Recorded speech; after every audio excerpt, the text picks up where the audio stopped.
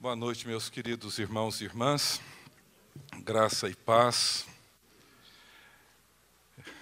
Pastor Josué me apresentando como um plantador de igrejas, eu acredito que talvez o que melhor me identifique é que eu fui plantado numa igreja. Não sou muito bem assim um plantador, eu sou uma pessoa plantada. Alguém me plantou lá, creio que Deus com a sua graça, e ali tenho estado com minha família já há quase 40 anos, e tem sido uma longa caminhada com muita alegria, muitas lutas pessoais, e talvez o espaço, o lugar onde Deus tem mais profundamente trabalhado na minha vida e na vida de pessoas que têm colocado ao meu lado. Eu sou muito grato a Deus pelo privilégio de estar aqui. Já fazia algum tempo que não vinha no Encontro CEPAL. Como o Ricardo Agreste hoje de manhã, eu tenho uma dívida de gratidão com essa organização. Os primeiros encontros que eu fui no início dos anos 80, talvez, final dos anos 70, ainda no acampamento Cabuçu. E lá foi que eu conheci um grupo de pessoas que tiveram uma influência muito grande na minha vida.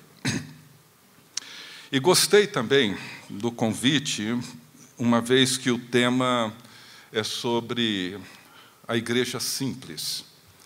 E eu tenho sido muito edificado com tudo que eu já ouvi até aqui, nesses primeiros 2 dias, sobre essa forma como muitos têm olhado e têm percebido a igreja. E, de fato, a simplicidade é a marca do Evangelho.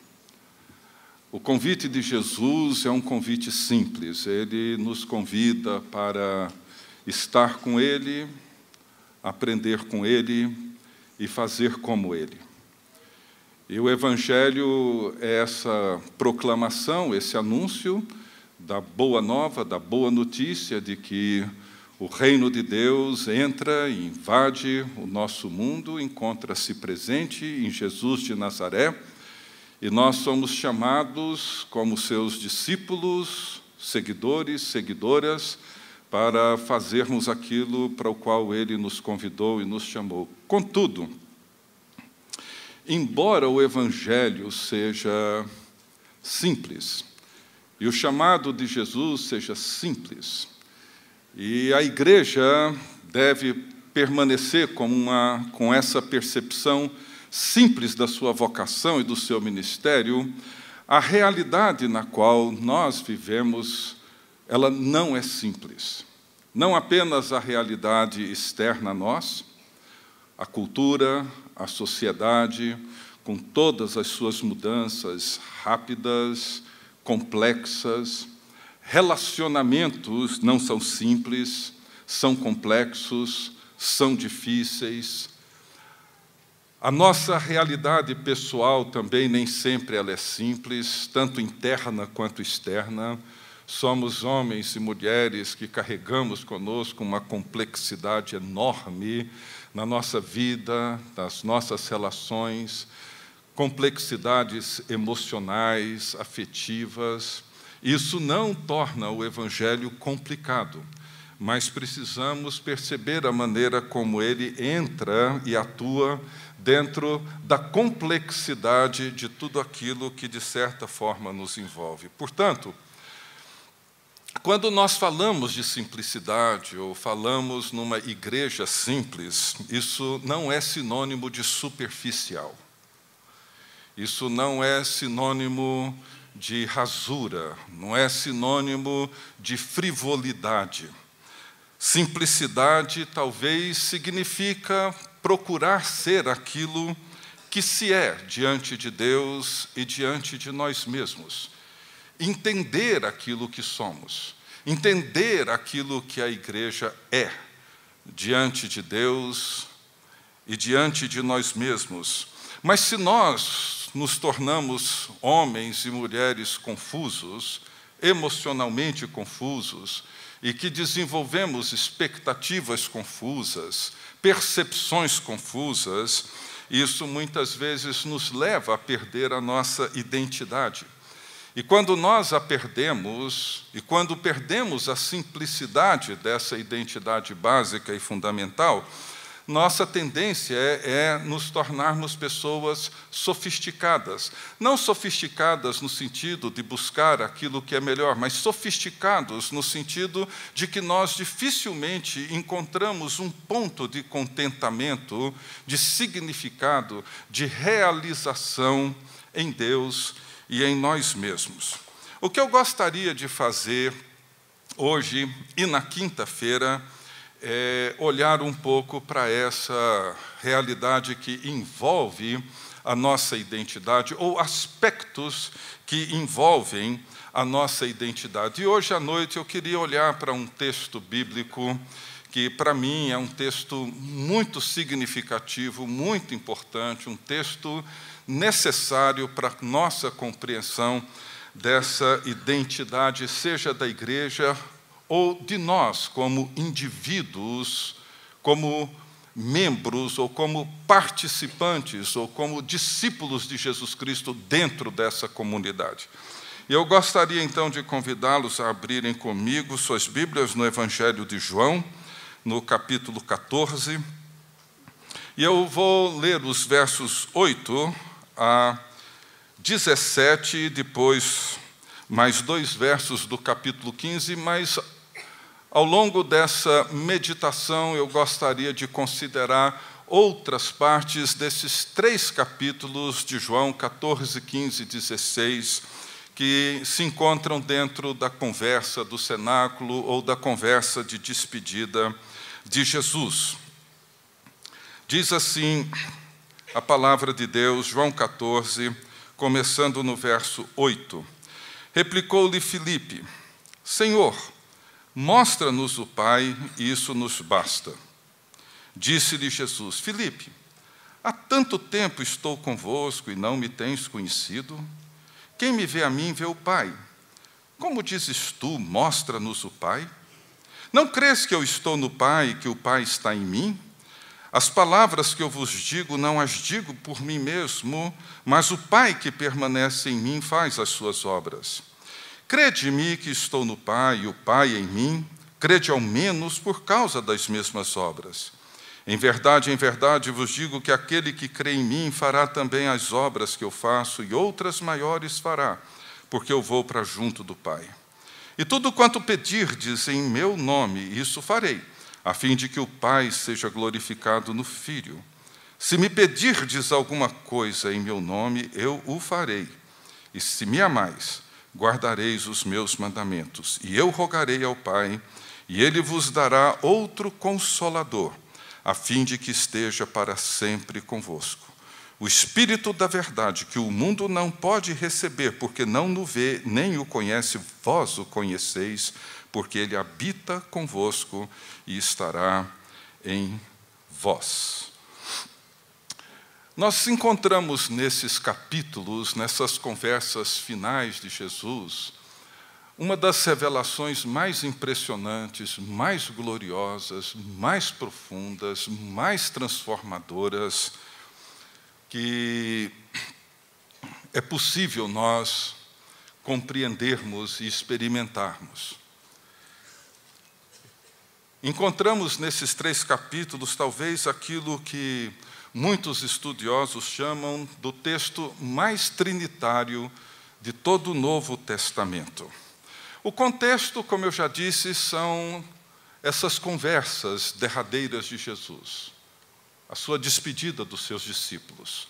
O clima é tenso, é confuso para os discípulos, para entenderem tudo aquilo que Jesus estava dizendo, mas compreender essas palavras de Jesus é fundamental para entendermos não só a igreja, como também a nós e o nosso papel na missão de Jesus Cristo.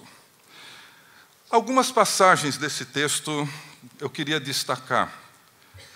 João 14, 12. Jesus diz assim: em verdade vos digo, que aquele que crê em mim fará também as obras que eu faço, e outras maiores fará, porque eu vou para junto do Pai. Em verdade vos digo que aquele que crê em mim fará também as obras que eu faço e outras maiores fará. Você já parou para pensar nisso? Nós, eu, você, fazendo o mesmo que Jesus fez e fazendo coisas ainda maiores do que as que ele fez, nós, hoje, século 21, será que é isso mesmo que Jesus está dizendo? Será que nós iremos fazer essas mesmas coisas, como, por exemplo, transformar água em vinho? Ou curar um paralítico que não andava há 38 anos? Andar sobre as águas? Com 5 pães e 2 peixes, multiplicar e alimentar uma multidão de milhares de pessoas, curar um cego de nascença,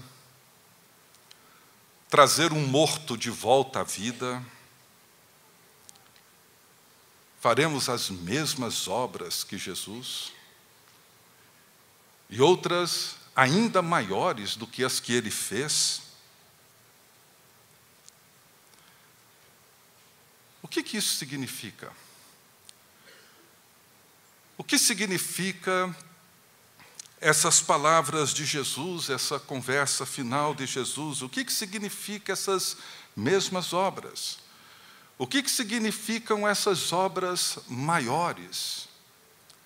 É isso que nós temos visto, essa é a realidade que marca e define a Igreja de Jesus Cristo hoje, em pleno século 21. É possível?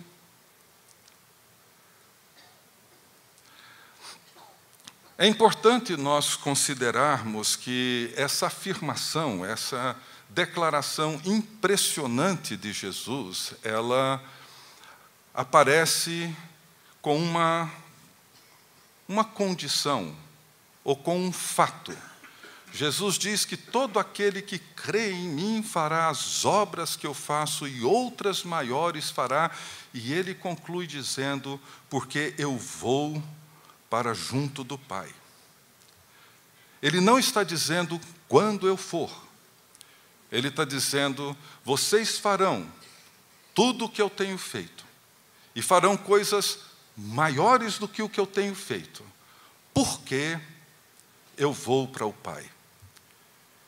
Esse porquê nos ajuda a entender a razão dessa promessa é porque Jesus vai para o Pai. A razão pela qual nós podemos entender ou procurar compreender essa promessa é porque Jesus vai para o Pai. E de que forma esse porquê lança luz sobre aquilo que Jesus está afirmando aos seus discípulos? Porque ir para o Pai muda tudo. Muda toda a percepção da vida, do universo, de tudo. Ir para o Pai envolve uma sequência de eventos que são fundamentais. Se nós não os entendermos, nós nunca entenderemos a simplicidade do Evangelho, porque ir para o Pai envolve crucificação, ressurreição e ascensão. Significa morrer numa cruz, ressurgir dentre os mortos, sentar-se no trono de Deus. Esses eventos mudam a realidade, mudam completamente toda a realidade. A realidade que surge após esses eventos é diferente da realidade anterior a esses eventos. E por causa desses eventos, uma coisa definitiva acontece com o pecado, com o mal e com a morte. A fortaleza do pecado, ela é destruída, a autoridade do mal, ela é quebrada, a sentença da morte, ela é desfeita. No momento em que Jesus morre, os poderes são derrotados. A ressurreição de Jesus inaugura um novo mundo, uma nova criação, uma nova humanidade, uma nova realidade. A ascensão de Jesus o revela no trono, onde ele afirma, toda autoridade me foi dada no céu e na terra. Esses eventos, esse porquê eu vou para o Pai, muda toda a perspectiva. Nós precisamos entrar e participar dessa nova realidade para entender essa nova perspectiva que esses eventos abrem diante de nós. Ou seja, as coisas continuaram do jeito que elas eram na vida dos discípulos de Jesus. O Império Romano continuava, tudo continuou como era antes, mas a realidade mudou para aqueles que creem em Jesus Cristo. E o que muda?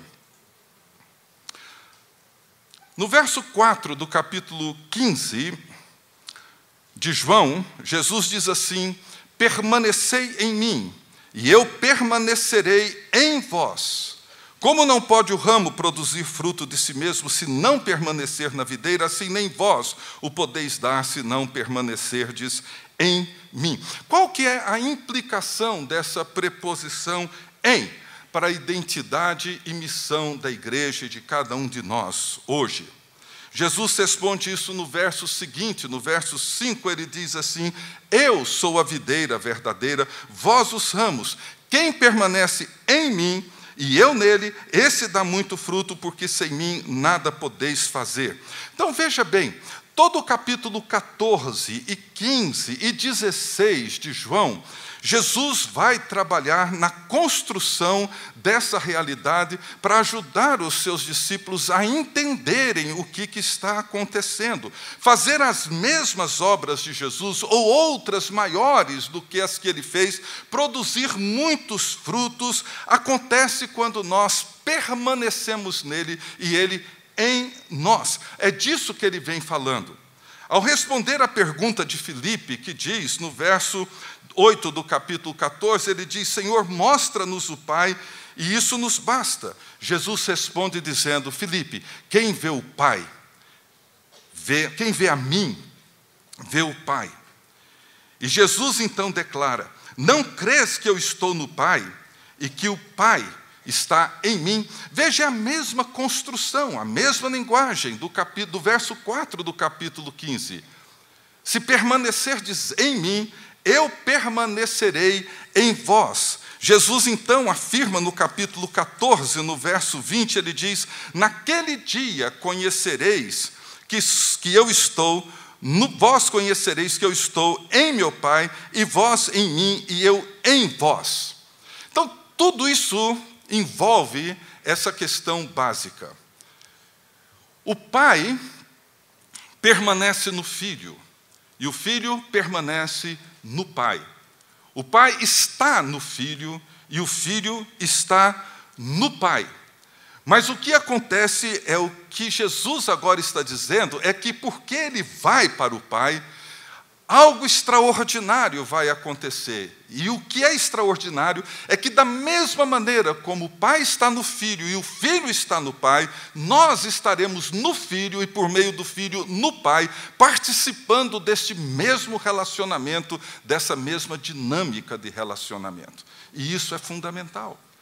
E essa estrutura trinitária que nós encontramos também em João 17, na oração sacerdotal de Jesus, quando ele ora dizendo: para que todos sejam um, assim como tu estás em mim e eu em ti, estejam eles em nós. Ou seja, Jesus abre essa porta para essa nova realidade, onde nós, todos aqueles que creem em Jesus Cristo, participamos da vida divina, participamos da mesma comunhão, do mesmo relacionamento, não apenas em virtude dos frutos, mas também em virtude de tudo aquilo que o Filho unigênito goza com o Pai desde toda a eternidade. Em João 17, por exemplo, Jesus diz que o amor com que o Pai o tem amado desde toda a eternidade é o amor que agora encontra-se nos seus discípulos. Você já parou para imaginar que você e eu somos amados pelo Deus Pai, com o mesmo amor que Ele tem amado o seu Filho unigênito desde toda a eternidade, nem mais nem menos? que somos herdeiros da mesma glória que o Filho unigênito tem diante do Pai. É isso que Jesus está falando, mas como que isso pode acontecer?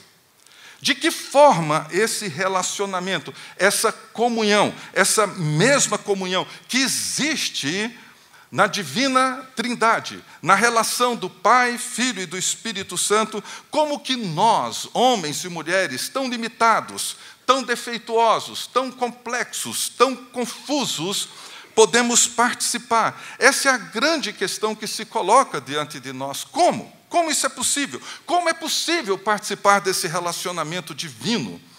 Como que é possível que o Pai e o Filho venham e habitem em nós e criem a sua habitação? Eu e o Pai faremos em vocês a nossa morada. Então, o tema dessa noite para mim é a igreja como a comunidade da palavra e do Espírito, e eu quero mostrar como essas duas coisas são absolutamente fundamentais. Primeiro, eu queria considerar o lugar da palavra nessa proposta de Jesus. A resposta de Jesus, no verso 10 do capítulo 14, ele diz assim: não crês que eu estou no Pai e que o Pai está em mim? As palavras que eu vos digo, não as digo por mim mesmo, mas o Pai que permanece em mim faz as suas obras. Ou seja, Jesus permanece no Pai porque a palavra do Pai permanece em Jesus.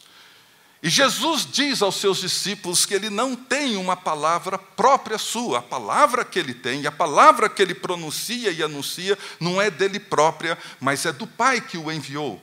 Da maneira como o Pai está em mim, como o Pai está no Filho, por causa das mesmas palavras e da mesma obra. O Filho está no Pai porque ele guarda a palavra do Pai, e nós estamos no Filho pela mesma razão. Veja no verso 21 do capítulo 14, Jesus diz assim, verso 20 e 21, naquele dia vós conhecereis que eu estou em meu Pai, e vós em mim, e eu em vós. Verso 21, aquele que tem os meus mandamentos e os guarda, esse é o que me ama, e aquele que me ama será amado por meu Pai, e eu também o amarei e me manifestarei a ele. Veja, naquele dia, vós conhecereis que eu estou em meu Pai, e o Pai está em mim, e eu em vós. Como? Aquele que tem os meus mandamentos e os guarda, esse é o que me ama. E aquele que me ama será amado pelo meu Pai, e eu também o amarei e me manifestarei a ele. É por isso que ele responde a Judas dizendo, se alguém me ama, guardará a minha palavra, e meu Pai o amará, e viremos para ele e faremos nele morada. Quem não me ama, não guarda as minhas palavras. E a palavra que estáis ouvindo não é minha, mas do Pai que me enviou. É a mesma coisa do verso 10 de João 15. Se guardardes os meus mandamentos, permanecereis no meu amor, assim como também eu tenho guardado os mandamentos de meu Pai, e no seu amor eu permaneço. Então nós temos aqui uma relação onde a palavra estabelece a forma, o meio, onde essa comunhão e esse relacionamento acontecem. O Pai permanece no Filho e o Filho no Pai. E a forma como a igreja permanece em Cristo e Cristo na igreja é a mesma quando nós guardamos, amamos a palavra.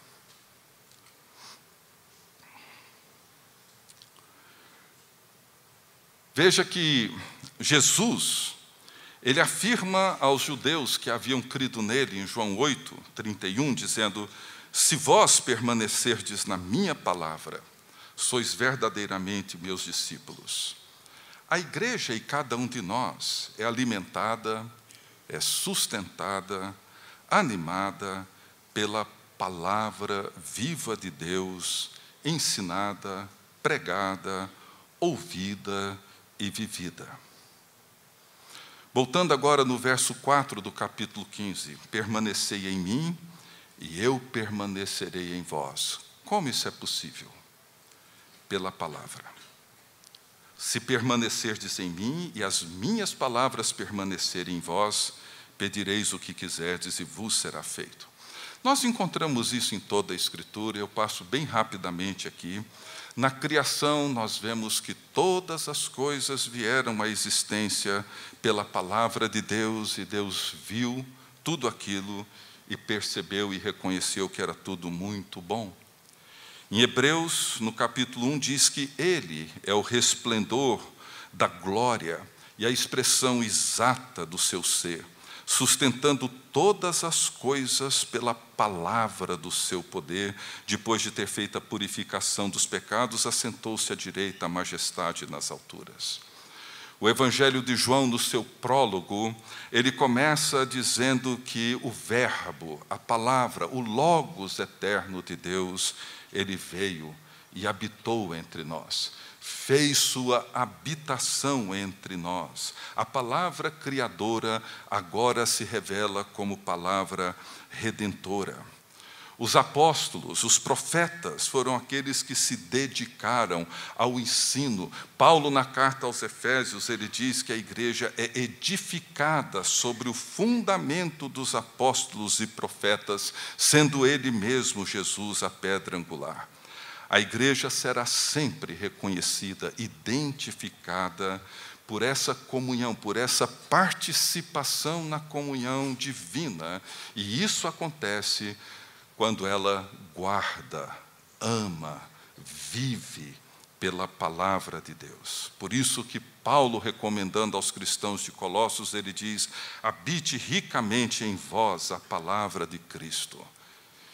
E aí toda a conversa, instruí-vos, aconselhai-vos, etc., etc., mutuamente em toda a sabedoria.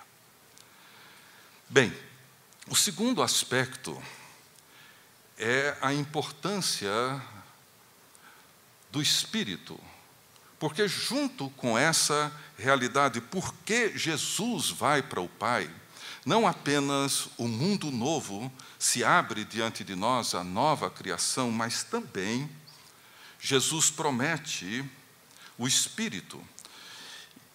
Portanto, essa centralidade da palavra não se trata de um simples processo intelectual, cognitivo, racional. A terceira pessoa da Trindade, tem um papel absolutamente fundamental em tudo isso. Jesus deixa claro em João 15:5, sem mim nada podeis fazer. Sem mim nada podeis fazer.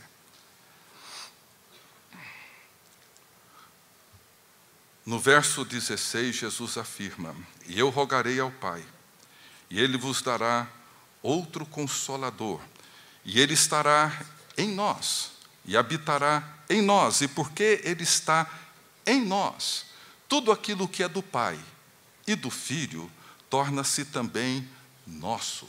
É isso que nós temos visto aqui. Quando o Espírito Santo é derramado em Pentecostes, ele dá à igreja essa capacidade, esse poder, para que a igreja seja uma representação visível no mundo da vida de Jesus Cristo. Seremos como Jesus. Faremos aquilo que Jesus fez.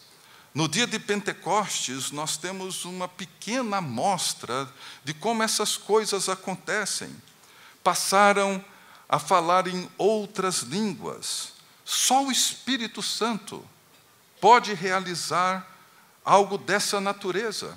E mais, as pessoas de outras nacionalidades entenderam na sua própria língua tudo aquilo que estava sendo dito. Só Deus pode fazer isso. Pedro se levanta e profere um dos discursos mais impressionantes, corajosos, claros, precisos sobre a vida, morte e ressurreição de Jesus.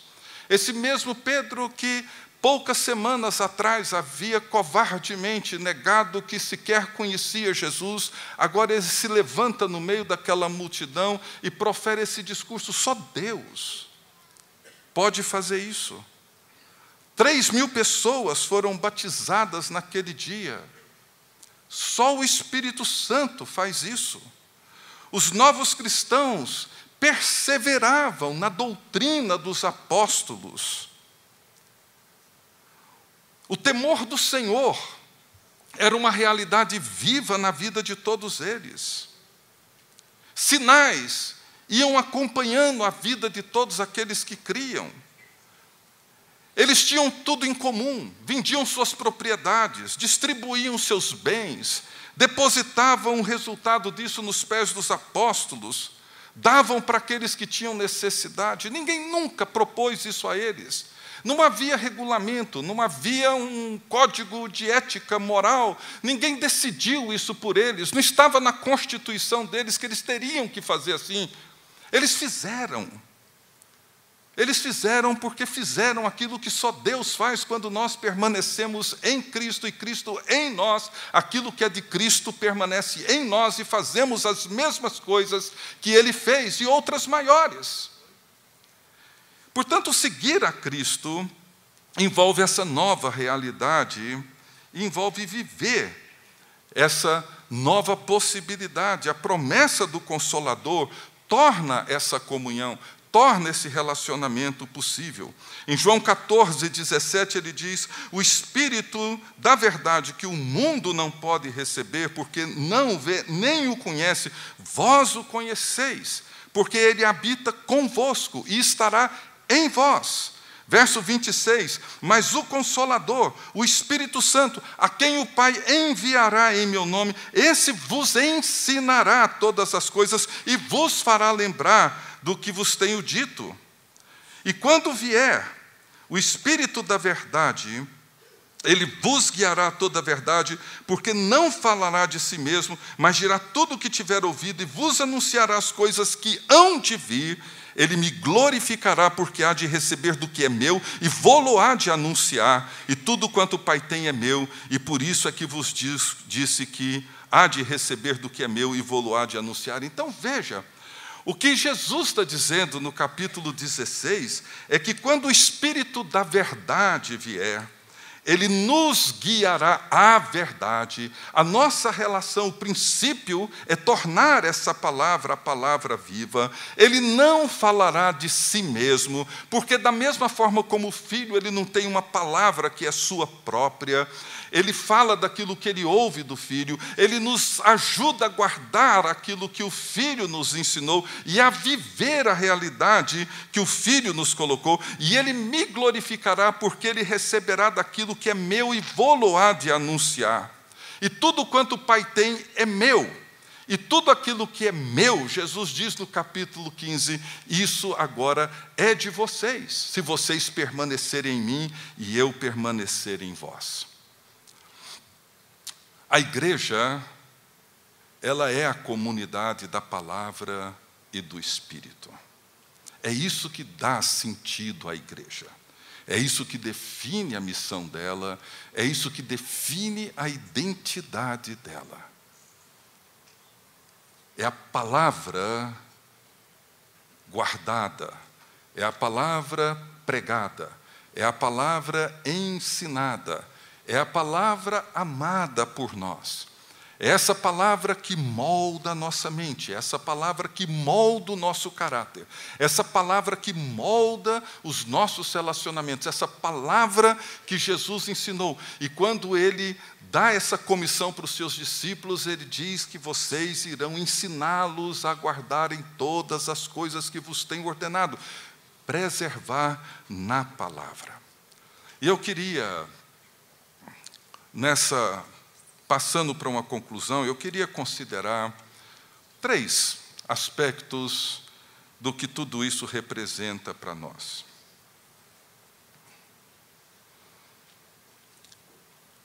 Muitos aqui já falaram sobre a ênfase que nós damos hoje em recursos tecnológicos, programas, métodos, etc. Tudo isso tem seu valor, eu reconheço, eu não nego. Mas nós precisamos olhar um pouco além de tudo isso. O primeiro ponto que eu queria destacar, considerando esse chamado para participação da vida divina, da comunhão divina, para participar do mesmo relacionamento que o pai tem com o filho e o filho com o pai, e agora nós temos, por meio do Filho, com o Pai, no poder do Espírito Santo. Para entender essa preposição, permanecei em mim e eu permanecerei em vós, o que significa que se permanecemos em Cristo e Cristo permanecendo em nós, tudo aquilo que é de Cristo torna-se nosso. A bondade de Jesus torna-se a nossa bondade, a misericórdia de Jesus a nossa misericórdia, a justiça de Jesus a nossa justiça, a compaixão de Jesus a nossa compaixão, a verdade de Jesus a nossa verdade, a coragem de Jesus a nossa coragem, a criatividade de Jesus a nossa criatividade, o amor de Jesus o nosso amor. Se Jesus permanece em mim e eu nele, a vida de Jesus se expressa nos meus relacionamentos, na minha vida, no que eu faço e na maneira como eu lido com todas as coisas. Porque eu vou para o Pai, porque esses eventos irão acontecer, tudo muda. E é disso que nós estamos falando. É por isso que um grande pensador, teólogo, escritor da Igreja Ortodoxa, Johannes Zulas, ele foi acredito que ainda é, o principal pastor na Igreja de Tessalônica. E num dos seus livros, ele escreve algo que me chamou muita atenção. Ele faz uma distinção que, para mim, é muito importante para a gente entender tudo isso que João está nos descrevendo. Ele diz que Cristo institui e o Espírito constitui. E esses dois prefixos, in e com, nos ajudam a entender essa realidade para dentro da qual nós somos convidados. A instituição é algo que nos é apresentado. Ou seja, num certo sentido, como ele diz, isso é uma provocação à nossa liberdade. Ao dizer que a igreja ela é instituída por Cristo, Zulas se refere ao fato de que aquilo que a igreja confessa em sua adoração, a vida que ela vive no mundo, a missão que leva a todas as pessoas, ela é normativamente e autoritativamente estabelecidas pelo Filho encarnado, pela Palavra encarnada, pelo Logos eterno de Deus. Jesus é o Senhor da igreja. A sua palavra é autoritativa. O que ele estabelece tem a sua própria norma. Nós não somos convidados, nem chamados e nem consultados sobre nada disso. Nós não temos liberdade para alterar coisa alguma. A igreja, ela é de Cristo, é para Cristo, será julgada por Cristo, porque ela é instituída por Ele. O que ela é o que ela é. Não é aquilo que criamos, não é aquilo que pensamos, ela é instituída por Jesus. Isso significa que tudo aquilo que fazemos como igreja, como corpo de Jesus Cristo, é uma expressão, é uma resposta obediente, sincera, humilde, submissa à autoridade de Jesus Cristo sobre o seu povo e sobre a sua igreja. Contudo, se por um lado a igreja ela é instituída por Jesus, ela também é constituída pelo Espírito. E o Espírito Santo é o Espírito da koinonia, ele é o Espírito da comunhão, ele é o Espírito que cria esse relacionamento e torna possível. Ou seja, Jesus é aquele com quem, pelo Espírito, nos conduz a um relacionamento estreito com as pessoas, de forma que a autoridade de Jesus, ela é internalizada em nós de tal maneira que, junto com Ele, nós damos livremente o nosso sim ao cabeça da igreja, que é Jesus Cristo. No Espírito Santo, o que o Espírito faz, ele nos conduz a uma submissão, não como algo que tenha sido imposto a nós, mas nós respondemos a Cristo com liberdade, com espontaneidade da nossa parte, embora não por nós mesmos, porque essa liberdade em si mesma é uma obra do Espírito Santo. Essa foi uma pergunta que trouxe muita controvérsia na Idade Média acerca de Maria. Se a resposta dela à visita do anjo do Senhor e ao anúncio do nascimento do Filho de Deus, se aquela resposta teria sido dada por Maria a Deus ou teria sido dada por Deus a Maria. E a resposta a essa pergunta fez uma diferença enorme. Porque para aqueles que sustentavam que a resposta era uma resposta dada por Maria a Deus, alimentaram e desenvolveram todo o conceito da intercessão de Maria. Mas uma grande parcela, a grande maioria dos cristãos sustentaram a segunda opção, ou seja, a resposta não foi uma resposta dada por Maria a Deus, mas uma resposta dada por Deus a Maria.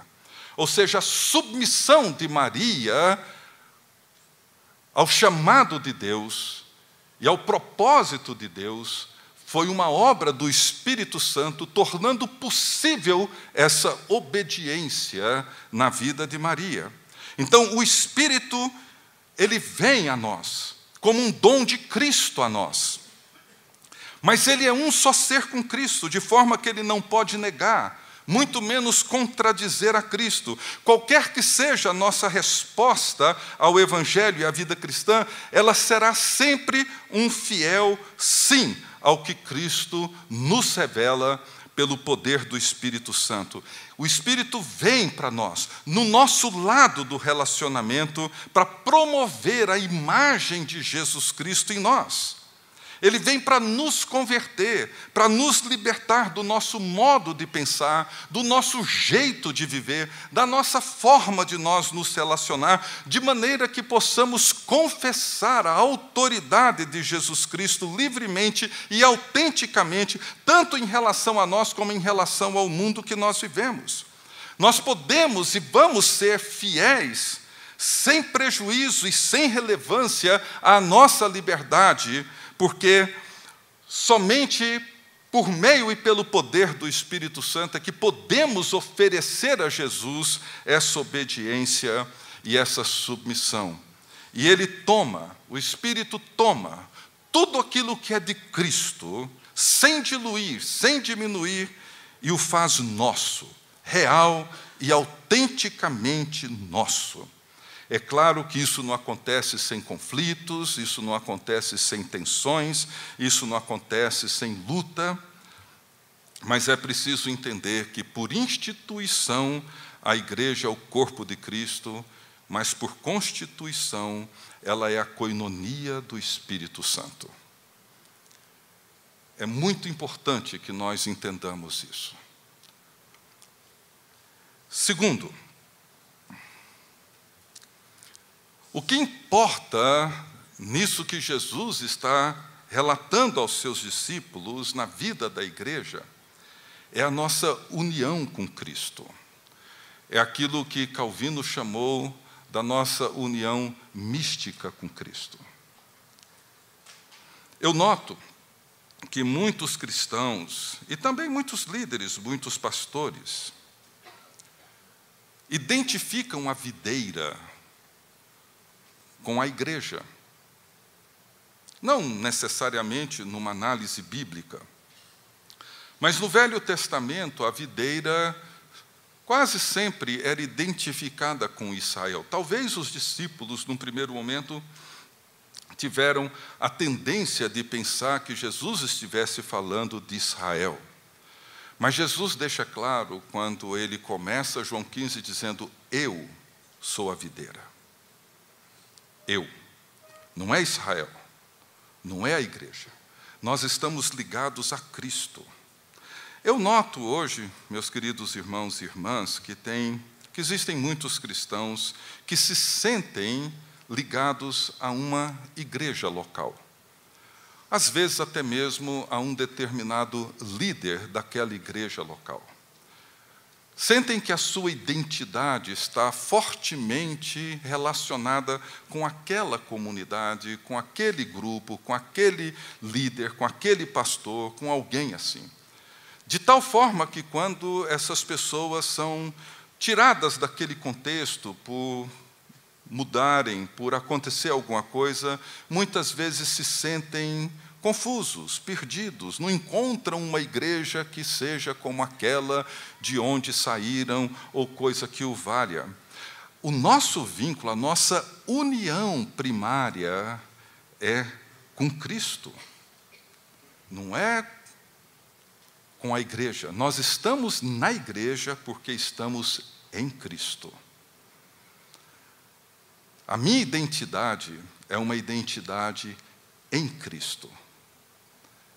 E é a partir desse relacionamento que eu, então, me vejo, me entendo, não só como cristão, como uma pessoa, um indivíduo, mas também me vejo e me entendo na comunhão do corpo de Cristo.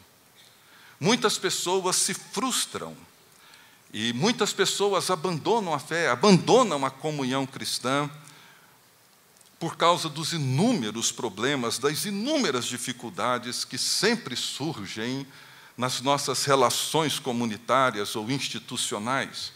Mas esse não é o problema é que muitos que se frustram, se cansam, se exaurem, abandonam, têm o seu vínculo, a sua identidade não em Cristo.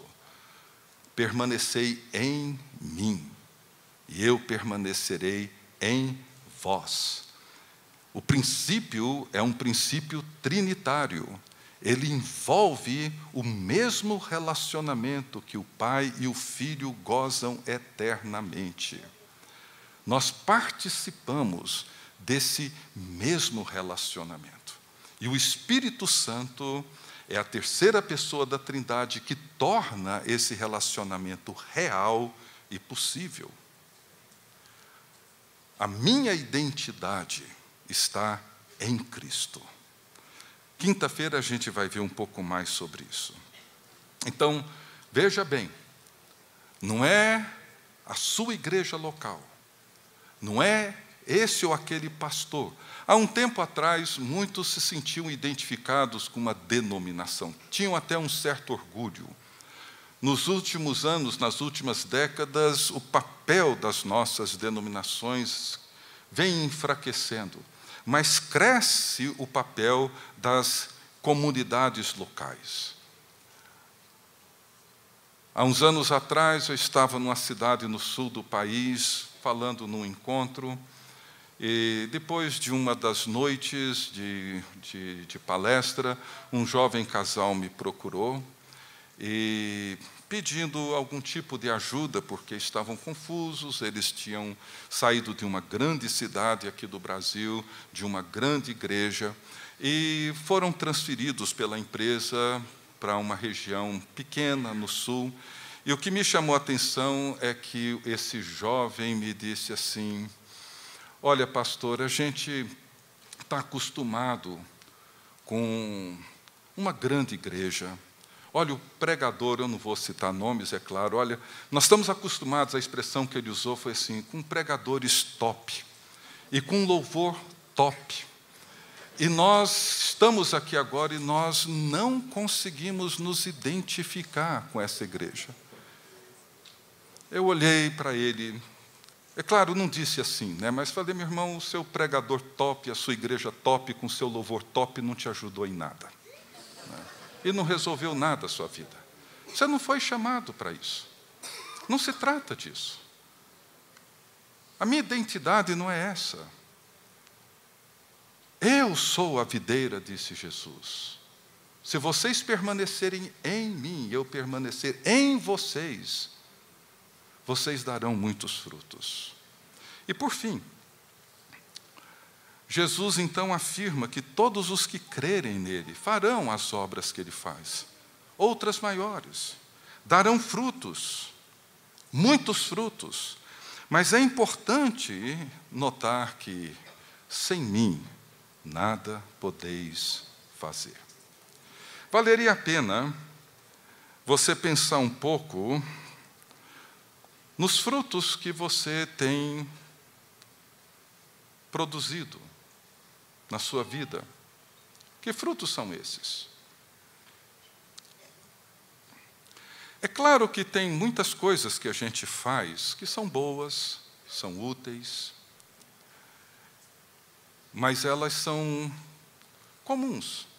Se você for noutras instituições, associações, noutros programas, talvez inclusive noutras religiões, você vai encontrar também pessoas responsáveis, você vai encontrar pessoas que dedicam tempo, dinheiro, etc., para fazer alguma coisa em prol daquela religião, ou daquele projeto, ou daquilo que fazem, etc. Há muita coisa que nós fazemos nas nossas igrejas, talvez a maioria delas, que são feitas noutras religiões, noutras associações, talvez muda o formato, muda a linguagem, muda algumas coisas, mas elas são boas. Elas são úteis, elas são boas, elas dão um certo sentido à vida institucional. Mas a pergunta é, o que é que nós temos feito que é fruto, é resultado dessa união com Cristo? Isso que só Ele pode fazer. Isso que sem Ele não acontece, jamais aconteceria. De que maneira nós temos aberto os olhos de muitos que encontram-se hoje cegos? E eu não preciso me referir apenas às pessoas fisicamente cegas. Jesus apresentava sinais do reino que viria, trazendo dignidade para as pessoas que haviam perdido a sua dignidade, trazendo vida para aqueles que estavam mortos. E Jesus diz, olha, agora porque eu vou para o Pai, vocês vão fazer coisas iguais e maiores. Nós somos chamados para seguir fazendo a obra de Cristo. A mesma coisa. Não é suficiente sermos responsáveis apenas. Não é suficiente sermos cristãos comprometidos apenas. Não é suficiente darmos 10% do que ganhamos para a obra da igreja apenas. Tudo isso é bom, tudo isso é necessário, mas isso pode ser que não represente algo que sem Jesus você jamais faria. O que você tem feito? Ou de que maneira os seus relacionamentos são estruturados, de maneira que você olha e fala, isso aqui somente o Espírito Santo poderia fazer, eu não faria. Isso não diz respeito a mim. Há muitos anos atrás, um amigo que tem sido um mentor para mim, me ajudou a entender essas coisas falando sobre dons. Mas isso não era o tema da sua aula, o tema era outro. Mas lá pelas tantas ele disse algo mais ou menos assim: se você deseja descobrir qual é o seu dom, não se preocupe em descobrir aquilo para o qual você é bom.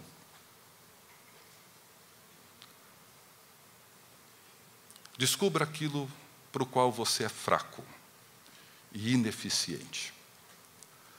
Aquilo que você é bom, tudo bem, você é bom, use aquilo para servir a Deus. Mas dom, disse ele, não é isso. Dom é aquilo que Cristo vem e faz através de você, que você não seria capaz de fazer por si só. Isso é um dom. Às vezes eu vejo uns manuais para você descobrir seu dom, tipo aqueles questionários que aparecem em algumas revistas, e aí você vai marcando com X as perguntas, no final você soma, faz a pontuação e fala, meu dom é de mestre, meu dom é meio ridículo isso, né? Assim, cá para nós. Não sei, tem muita gente que acredita nisso. pessoalmente eu tenho muita dificuldade, eu acho até um pouco patético. Mas dom não é isso. Dom é aquilo que aconteceu com os profetas, que aconteceu com os profetas. Todos os profetas que Jesus chamou diziam: eu sou gago, eu não sei falar, eu sou um peão, um cara da roça, quem sou eu para enfrentar reis e poderosos? Eu sou um homem de lábios impuros, habito no meio de um povo de lábios impuros que nem os meus. Não houve nem um profeta que dissesse: olha, o senhor acertou na mosca, eu sou o cara, fiz o teste, era isso mesmo o meu dom. Não tinha. Todos os profetas foram homens que se apresentaram diante de Deus com a sua fraqueza. Eu não sirvo para isso. E Deus fez deles grandes profetas. Talvez, se você quer descobrir o seu dom, descubra primeiro a sua fraqueza. Descubra aquilo que você não consegue fazer naturalmente. E peça para Deus fazer por você. Talvez você não consiga amar determinadas pessoas. Ore. Talvez você não consiga renunciar muitas coisas na sua vida. O dom é aquilo que Deus faz, é aquilo que o Espírito faz, que sem Ele não adianta a gente tentar, que a gente não consegue. Palavra e Espírito são essas duas coisas. Se a palavra habita em nós, nós habitamos em Cristo e Cristo em nós. Se a palavra dele permanece em nós, nós permaneceremos nele, e ele e o Pai virão e farão em nós a sua morada. Mas essa palavra não é apenas o exercício do nosso intelecto. Essa palavra, ela adquire vida pelo poder do Espírito. E ela faz em nós e por nós o que nós não somos capazes de fazer. Isso nos ajuda a entender que a igreja é essa comunidade da palavra e do Espírito. Debruce nela. Se você é pastor, dedique-se a ensinar o seu povo palavra de Deus. Vamos orar? Deus bendito, te agradecemos, porque o Senhor nos convidou e nos chamou para participarmos dessa comunhão, desse relacionamento glorioso, único, que o Senhor tem com o seu Filho amado, Jesus Cristo. Queremos te agradecer porque, por meio da morte, ressurreição e ascensão de Jesus Cristo, nós fomos incluídos, todos aqueles que creem em Jesus Cristo foram incluídos nessa comunhão pelo poder do Espírito Santo e pela presença viva da Tua palavra. Ó Deus, queremos guardar a Tua palavra e amá-la. Queremos, ó Deus, que ela molde o nosso pensamento, que ela molde e transforme os nossos afetos. Queremos, ó Deus, que ela molde e mude as nossas perspectivas. Queremos, ó Deus, viver a partir da realidade que ela nos revela, do mundo para dentro do qual ela nos convida. E que Teu Espírito torne isso real, torne isso possível, poderosamente real e vivo em cada um de nós. É o que te pedimos, no nome de Jesus, nosso Salvador. Amém.